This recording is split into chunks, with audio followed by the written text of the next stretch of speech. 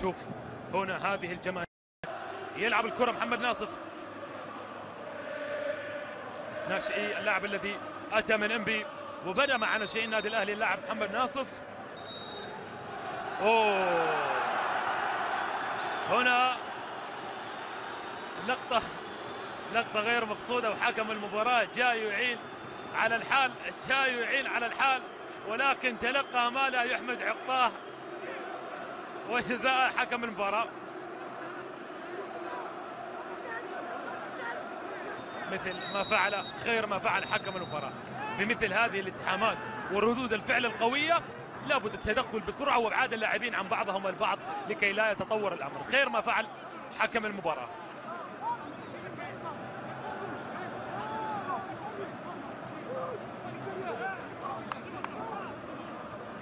حتى الآن فيكتور ميغويل أعتقد أنه يقود المباراة بصورة ممتازة حتى حين اللحظة، يقودها بصورة ممتازة حتى حين اللحظة للحكم فيكتور ميغويل.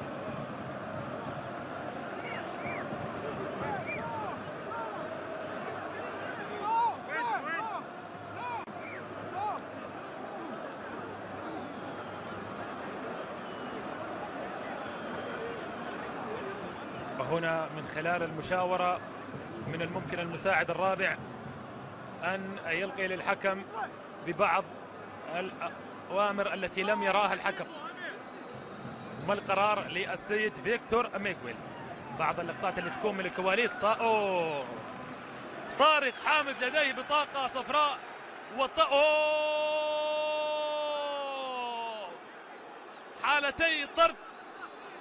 حالتي طرد. إذن كرتان حمراوان على كل من أمير سعيود وعلى طارق حامد. وللأمانة كلا الفريقين يفقد لاعبين مؤثرين، أمير سعيود في الجانب الهجومي وطارق حامد اللي من وجهة نظري شايل وسط الملعب الدفاعي للزمالك. إذن إلى خارج أرضية الملعب. نعم، لعبة أتت من خلف الكواليس وحالتي طرد مباشرة. هل نراها بالإعادة؟ ننتظر ونترقب. أمير سعيود إذن إلى خارج أرضية الملعب وطارق حامد إلى خارج أرضية الملعب.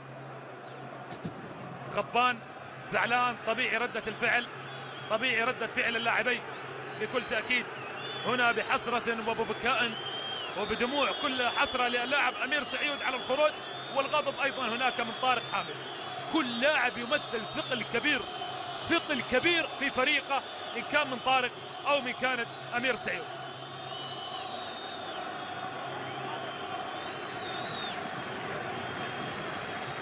شوف هنا بالإعادة هذه اللقطة، هذا تدخل قاسي وتدخل قوي، وهنا ردة الفعل التي أتت بقوة ومن غير كرة، الدفعة اللي كانت موجودة، وبالتالي حالة الطرد.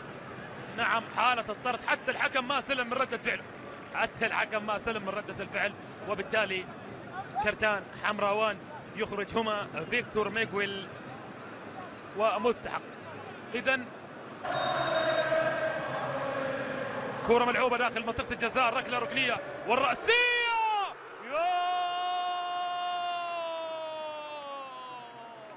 هذه المباراة لم نرى هجمات حقيقية بأكثر مما وجدناها في الكرات الثابتة. إبعاد كان أمامنا، ولكن هذه المرة رغم الارتقاء، رغم التطلع لهدف، يمكن يجلب لك بطولة. إذا ما تعاقدت على معترف ودفعت، إذا جيب اللاعب اللي يكون ثمنه فيه. كلنا في انتظار وترقب لما هو قادم في دقائق من دقائق هذه المباراة. شيكابالا يتولى أمر هذه الكرة، ملعوبة كرة شيكابالا داخل منطقة الجزاء، ومحاولة تمر مباشرة، محاولة تسديدة. يا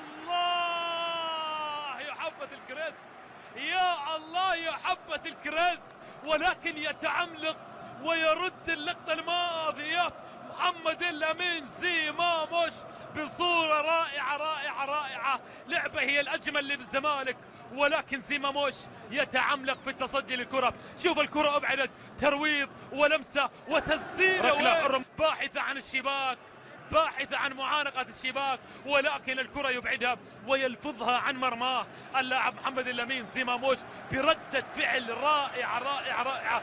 شوف في الإعادة كانت ماشية للمرمى، جاي ومن جوا قلبه لاعبها مصطفى فتحي، من جوا قلبه لاعبها مصطفى فتحي، عايز المرمى عايز الشباك، ولكن في المرمى عملاق اسمه زيماموش يتألق بصورة جميلة. زيماموش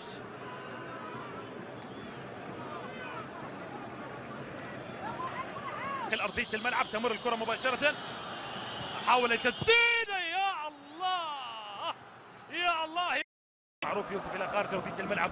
شوف هنا الكره اللي اتت امامنا، وين هذه الكرات من زمان، كرات نادتها تمنتها جماهير الزمالك من زمان هذه التسديدات، ولكن حتى الان كما هو دفاع الزمالك